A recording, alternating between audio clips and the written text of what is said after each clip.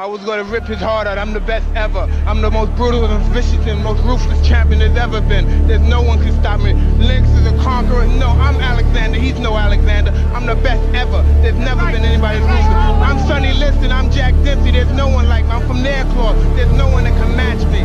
My style is impetuous. My defense is impregnable. And I'm just ferocious. I want your heart. I want to eat your children. Praise be to Allah. Tyson contre la machine à tuer. Un combat brutal qui a coupé le souffle au monde entier. Une bataille si intense, si terrifiante, que le regarder était un véritable défi. Prêt à revivre l'affrontement où la bête a croisé la force implacable? Prépare-toi, car ce n'était pas qu'un combat, c'était un cauchemar devenu réalité. Affronter Mike Tyson, c'était plus qu'un combat. C'était un acte de bravoure, car dès qu'un boxeur entrait sur le ring face à Iron Mike, il fallait déjà le considérer comme un vainqueur. Pas au sens sportif du terme, non, mais un vainqueur personnel, quelqu'un qui osait se tenir debout devant une machine à mettre des KO. Dans l'histoire de la boxe, peu de moments ont été aussi marquants que ceux où Tyson a terrifié ses adversaires avant même le premier coup de poing. Certains ne venaient pas pour gagner, mais simplement pour survivre. Et parfois, quelques secondes suffisaient pour que tout s'écroule. L'un d'eux, que nous verrons à la fin, n'a même pas tenu 25 secondes dans le premier round. Ce soir-là, c'était à Las Vegas. Une ville qui a vu passer 1000 combats, mais rarement un aussi intense que celui entre Mike Tyson et Tony Tucker.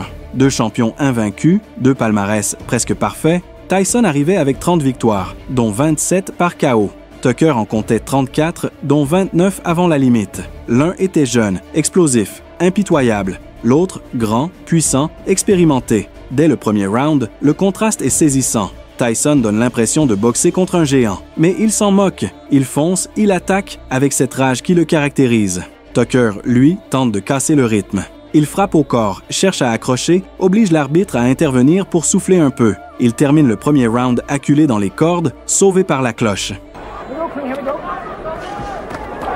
Again, a right hand, but he took a right from Tyson. And another big right by Mike Tyson. Did a very good first round for both men, and particularly for Tucker. There's a great left hand at the bell by Tyson. Well, Tony Tucker is a 10-1 underdog. He wasn't 10-1 in that round.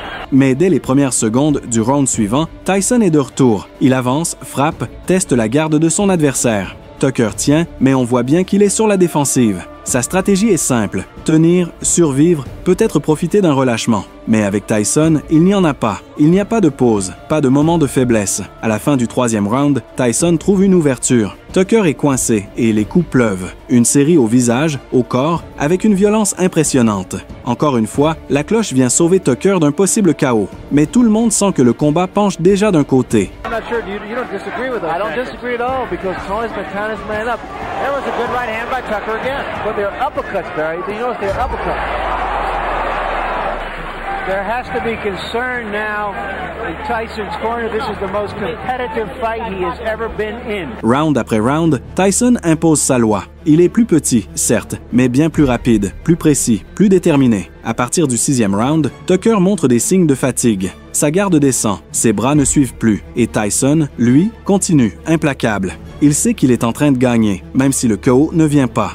Tucker tente de revenir. Il sait qu'il doit prendre des rounds s'il veut convaincre les juges, mais Tyson ne lui laisse aucun espace. Sa défense est toujours aussi solide, son rythme toujours aussi soutenu. Tucker encaisse, résiste, fait preuve d'un courage admirable, mais il ne domine jamais. Les spectateurs s'attendaient à une fin brutale, un chaos dans les derniers rounds. Mais à la surprise générale, les deux boxeurs tiennent jusqu'à la fin du 10e round. Épuisés, marqués, mais encore debout. Le combat se joue alors au point. Et même si aucun coup de grâce n'a été porté, personne ne doute de l'issue. Cette nuit-là, Mike Tyson a prouvé pourquoi il était une légende. Pas seulement parce qu'il frappait fort, mais parce qu'il ne laissait aucune chance, aucun répit. Et face à lui, même les meilleurs n'étaient que des hommes. 2. Le 12e round venait de se terminer. Il n'y avait plus rien à faire, plus rien à prouver. Mike Tyson venait de vivre l'un des moments les plus tendus de sa carrière. Ce combat allait désigner non seulement un vainqueur, mais surtout le meilleur boxeur du moment. Et les deux hommes s'étaient battus jusqu'au bout pour mériter ce titre.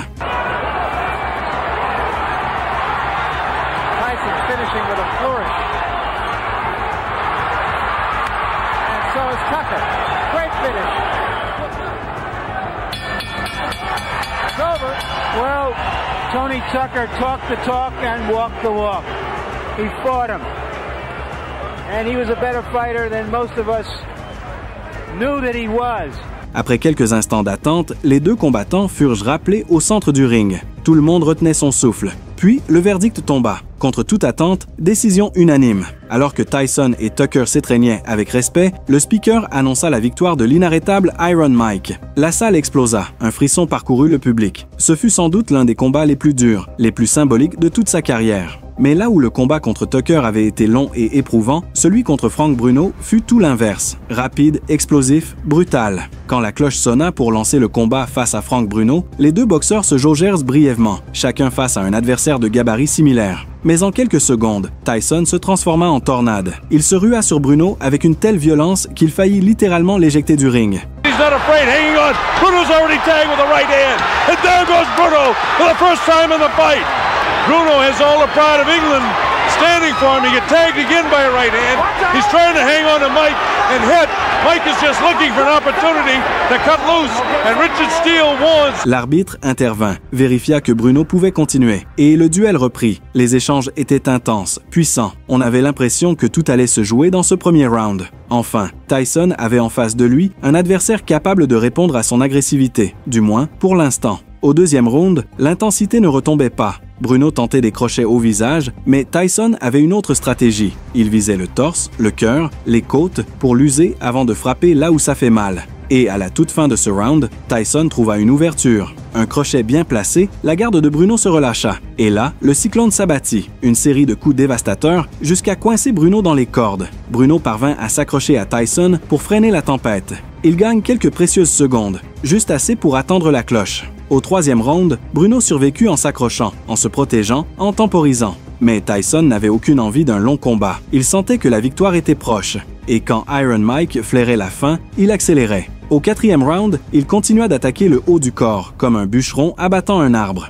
Bruno résistait encore, tant bien que mal. Mais dès le début du cinquième round, Tyson libéra toute sa rage. Bruno tenta de le contenir en s'accrochant, mais Tyson n'en avait plus rien à faire. Il ne laisserait personne ralentir sa victoire. Il restait moins d'1 minute et demie dans le round. Et soudain, la brèche apparut. Tyson enchaîna une série de coups qui souleva la foule. Bruno était à bout. Sa garde s'effondrait. Alors Tyson accéléra encore. Il voulait que ce soit clairement terminé. Il restait à peine 10 secondes dans le round quand Bruno, dos aux cordes, encaissait tout ce que Tyson lui envoyait.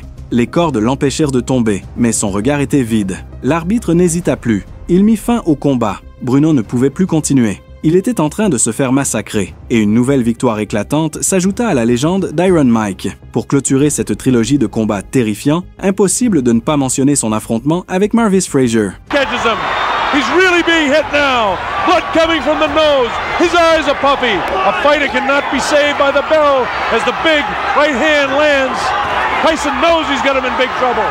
If he doesn't answer it, Richard Steele has moved in and has stopped the fight. It's all over. Michael Tyson wins on a 5th round. Nous sommes en 1926. Tyson fait déjà trembler la planète boxe. Son nom rime avec peur, puissance et chaos. Frazier monte sur le ring avec 16 victoires, dont 7 par KO et une seule défaite. Mais ce soir-là, il allait affronter la bête la plus redoutée du moment. Pendant ce temps, Tyson affichait déjà 24 victoires, sans aucune défaite, dont 22 obtenues par KO. Quand il monta sur le ring, il était déjà désigné publiquement comme le grand favori, un titre qui a sans doute agacé Frazier. Mais ce que nous allions voir ne laissait aucun doute. Mike était bel et bien l'homme du moment. Sur le papier, Frazier avait l'avantage, plus âgé, plus grand, avec une allonge supérieure. Mais Iron Mike avait déjà montré à plusieurs reprises que les statistiques ne valent rien face à la puissance des poings. Dès le début du premier round, Tyson n'attendit pas. En quelques secondes, il força Frazier à reculer jusque dans son propre coin. Là, il enchaîna une série de coups d'une violence telle que Frazier s'effondra comme une poupée de chiffon. Le combat n'avait même pas duré 25 secondes. Le public n'avait même pas eu le temps de s'installer que tout était déjà terminé.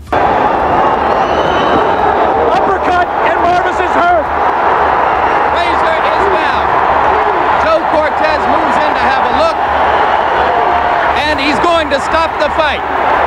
It did not last 20 seconds. Tyson leur avait lancé un message clair, « Ce sera rapide, j'ai mieux à faire ». Pendant que Mike célébrait avec son équipe, Marvis recevait les premiers soins. Non seulement il avait été mis KO, mais Tyson l'avait complètement désorienté en quelques instants. 2 coups bien placés au menton avaient suffi à faire tomber un colosse comme Frazier.